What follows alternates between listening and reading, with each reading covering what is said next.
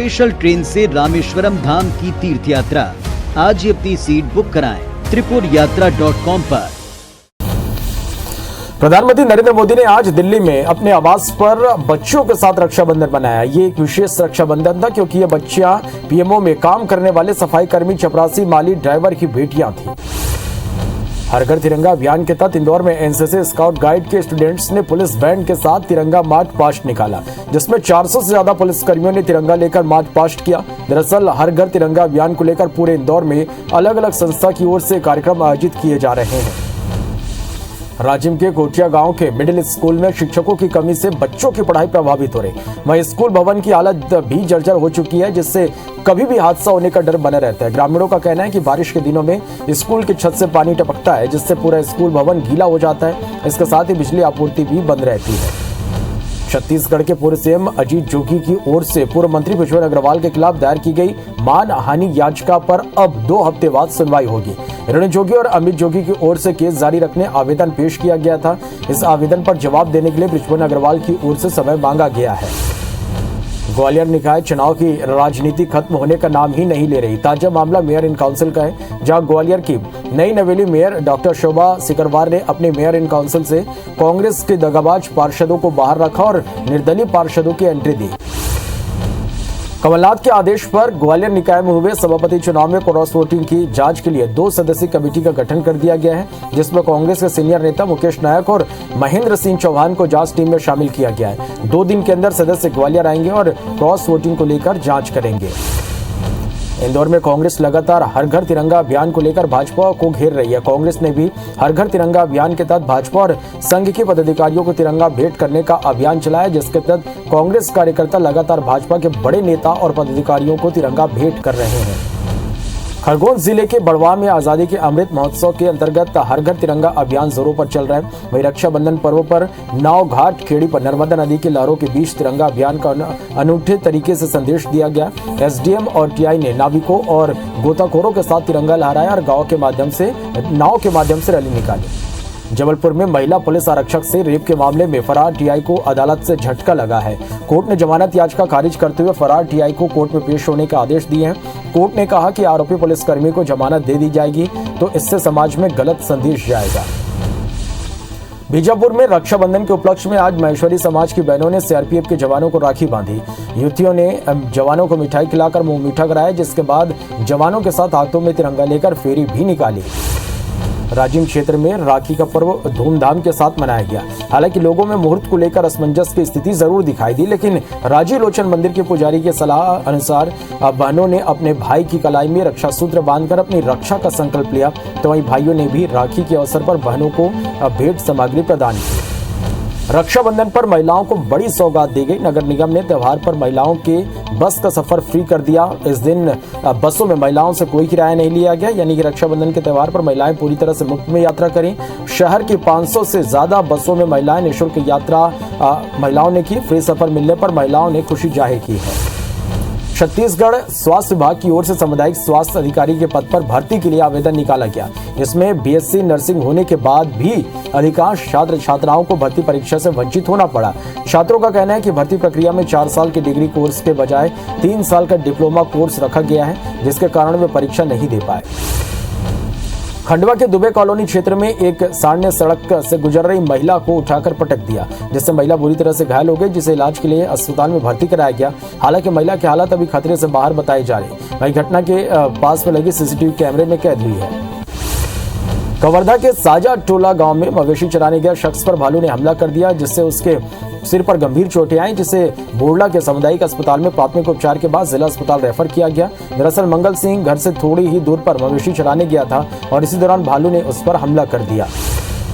रायगढ़ जिले में राइस मिलरों पर खाद्य और विपणन विभाग मेहरबान है। इसका अंदाजा इस बात से लगाया जा सकता है कि मिलर्स 75 करोड़ से अधिक पर चावल दबाकर बैठे हैं। मिलरों ने कस्टम मिलिंग के तहत समितियों से धान का उठाव तो कर लिया, लेकिन आज तक मिलिंग कर चावल जमा नहीं किया। भाजपा इस मामले में विभागीय अधिकारियों पर मिलीभगत का आरोप लगा रही है। कोरबा शहर की यातायात व्यवस्था पहले से ही बिगड़ी हुई है। ऐसे में रेलवे फाटक राहगीरों के लिए और अधिक मुसीबत साबित हो रही। कोयला परिवहन के लिए शहर के बीच से ही रेल लाइन गुजरी है। इसकी वजह से जगह जगह रेलवे क्रॉसिंग बनाया गया है। स्थिति है कि हर 10 मिनट के अंदर क्रॉसिंग बंद करना पड़ता है, भीड़ लगती है। इस बीच लोग रेलवे क्रॉसिंग के नीचे से जान जोखिम में डालकर गुजरते भी हैं। भिलाई स्टील प्लांट की रेल मिल में अचानक आग लग गई। इस दौरान अफरा तफरी का माहौल हो गया।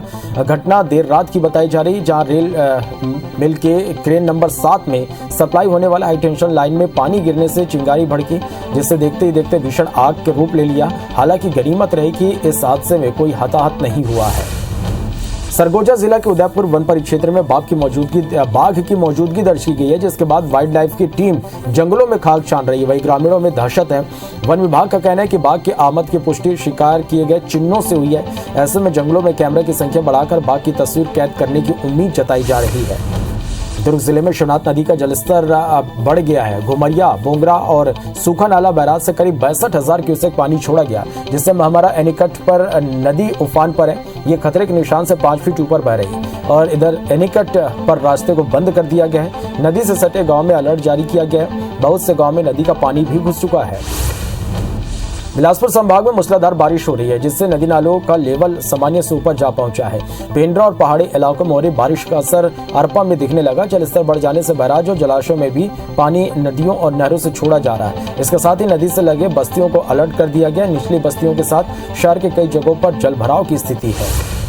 सतना में फर्जी फायर एनओसी लगाकर अस्पताल का पंजीयन कराने का मामला सामने आया। नगर निगम की फायर शाखा की जांच में यह खुलासा हुआ। इसके साथ ही मामले की लिखित शिकायत नगर निगम ने सिविल लाइन थाने में दर्ज कराई है, जिसके आधार पर पुलिस मामले की जांच में जुड़ गई है। आजादी के 75वें वर्षगांठ को लेकर रेलवे भी अपनी सहभागिता निभा रहा। इसी कड़ी में आरपीएफ ने बैंड शो आयोजित कर देशभक्ति दिनों पर गीतों की प्रस्तुति दी। इस दौरान बैंड शो से पहले तिरंगा यात्रा भी निकाला गया। बिलासपुर के रिवर व्यू में बैंड शो का आयोजन किया गया, जिसमें बड़ी संख्या में आरपीएफ के जवान और स्थानीय शामिल रहे। बलरामपुर के अलगदीहा ग्राम पंचायत में 2 नाबालिग के चचेरी बहनें अचानक गायब हो गए, जिनका अब तक कुछ सुराग नहीं मिल पाया। वहीं परिजन की शिकायत के बाद पुलिस ने अपहरण का केस दर्ज कर उनकी तलाश शुरू कर दी है। दोनों बहनें खाना खाने के बाद अपनी दादी के घर सोने के लिए निकली थी, लेकिन वहां नहीं पहुंची, जिसके बाद परिजन ने शिकायत दर्ज कराई है। ग्रीष्मकाल में हो रही भारी बारिश से जनजीवन अस्त व्यस्त हो गया। कोपरा नदी में बाढ़ आने की वजह से लोगों के घरों में पानी घुस गया, जिसको लेकर विधायक संतराम ने अपने कार्यकर्ताओं को ग्राम पंचायत कोपरा भेजा और व्यवस्थाओं का जायजा लेकर लोगों की मदद करने के निर्देश दिए। मध्य प्रदेश में 24 घंटे के अंदर कोरोना के 108 नए मरीजों की पहचान हुई, जबकि इस दौरान 220 मरीज ठीक हुए, जिसके बाद एक्टिव मरीजों की संख्या बढ़कर 1131 हो गई है। गृह मंत्री नरोत्तम मिश्रा ने बताया कि प्रदेश में संक्रमण दर 2.57% है, जबकि रिकवरी की दर 98.6% पर स्थित है। वर्तमान में 5 पुलिसकर्मी संक्रमित हुए हैं। बलरामपुर के कोटरा ग्राम पंचायत में संचालित एकलव्य आवासीय विद्यालय में एक साथ बीमार हुए 50 से ज्यादा बच्चों की हालत में अब सुधार होने लगा है। कलेक्टर ने बताया कि बच्चों के बीमार होने के 2 कारण सामने आए, जिसमें सबसे प्रमुख कारण पानी है। उन्होंने कहा कि स्कूल में साफ सफाई और शुद्ध पानी उपलब्ध कराने पर ध्यान दिया जा रहा है। मंदसौर में गोवंश में लंपिक वायरस के लक्षण मिलने के बाद ग्रामीणों में दहशत का माहौल है। सीतामऊ तहसील के कल्याणपुरा गांव की गौशाला में करीब 200 से अधिक गाय हैं। इनमें 25 से 30 गायों में लंपी वायरस के लक्षण मिले हैं। वायरस की वजह से 2 गायों की मौत भी हो गई है। ग्रामीण अभी गायों का पशु चिकित्सालय में उपचार करवा रहे हैं। नीमच के सरकारी अस्पताल में महिला की डिलीवरी पर स्वास्थ्यकर्मी ने पैसे मांगे। पीड़ित ने मामले की शिकायत एसडीएम पवन बारिया से की, जिस पर एसडीएम ने अस्पताल पहुंचकर स्टाफ को फटकार लगाकर दोषियों के खिलाफ कार्रवाई की बात कही। शिवपुरी के बरखेड़ा खुर्द पंचायत में आयोजित जन सुनवाई के दौरान पिता पुत्र का रोजगार सहायक से विवाद हो गया, जो इतना बड़ा कि दोनों ने मिलकर रोजगार सहायक की पिटाई कर दी, जिसकी शिकायत रोजगार सहायक ने थाने में दर्ज कराई है। वहीं घटना का वीडियो सोशल मीडिया पर वायरल हो रहा। दोनों आवाज नहीं मिलने से नाराज थे।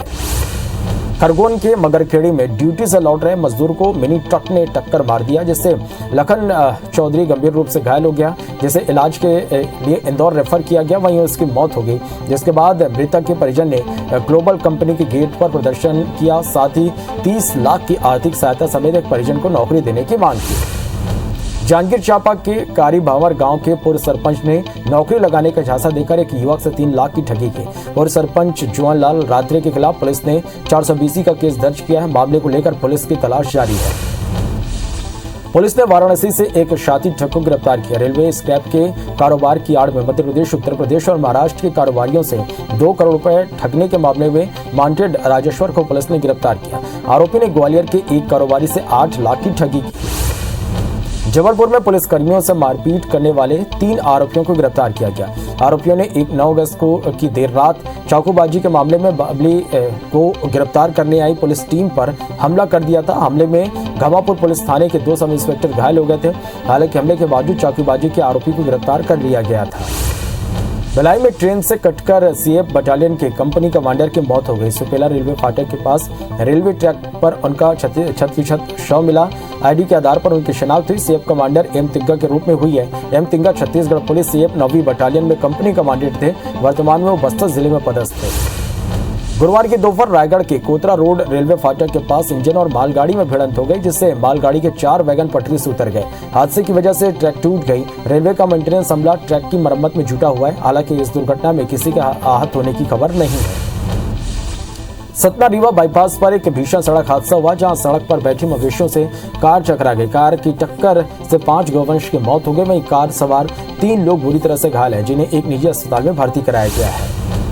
पन्ना छतरपुर रोड पर बने पुलिया से पोल्ट्री वाहन अनियंत्रित होकर गिर गई। हादसा इतना भीषण था कि ड्राइवर और क्लीनर करीब 4 घंटे तक गाड़ी के अंदर फंसे रहे।